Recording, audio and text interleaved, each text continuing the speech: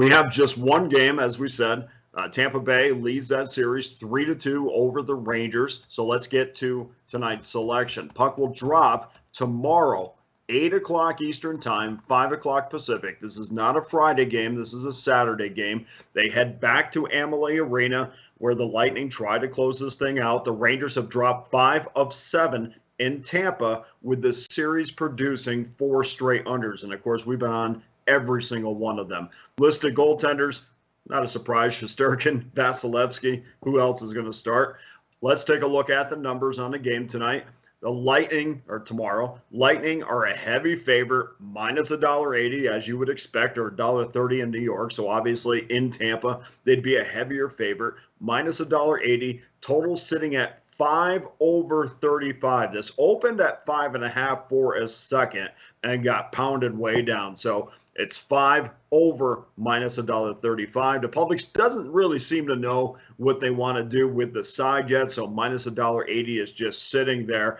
We got a little way to get around that. I don't love that number, and certainly we're not going to lay that on a hockey game. They were all over that 5.5 that was posted for a second. So we're down to 5. Public has said, okay, we know we like the under, undecided on both the money line and the puck line, which has not moved yet. And guys, if you watched this game last night, to me, this is the best that the Rangers played.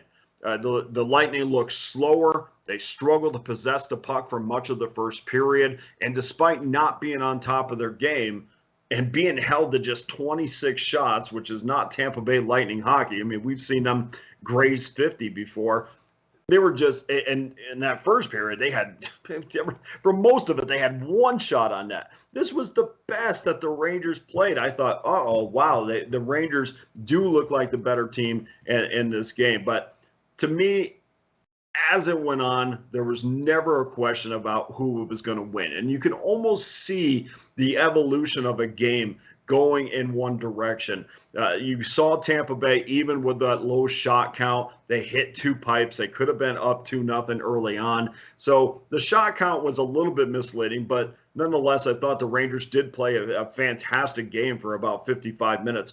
We see time and time again with Tampa working the system to perfection. You have to beat them or just have the depth to combat the Lightning's 4 lines.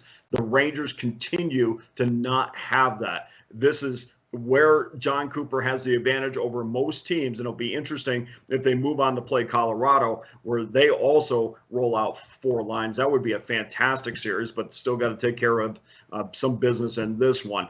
The Lightning had another gear for the second period, and as good as the Rangers, I thought, played in the first period, that second period, Tampa Bay came out and notched it up just a little bit more. That was not matched by the Rangers. The high danger opportunities for the Rangers were almost non-existent in the second and the third period.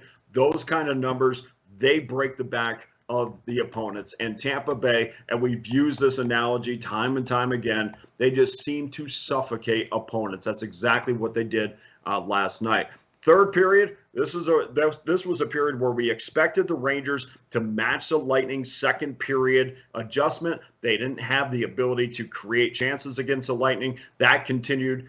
They continued to not have opportunities in the slot area. You saw Tampa Bay just absolutely make a wall in front of Vasilevsky. Very few shots got to him. They made sure that Vasilevsky, their world-class goaltender, was protected. And this is what we talk about, is taking that last breath away from the New York Rangers. Now we have the Rangers go on the road to Tampa. The advantage of the last change goes to Tampa. I don't see how Gerard Gallant is going to find an advantage, especially if the Lightning get an early lead.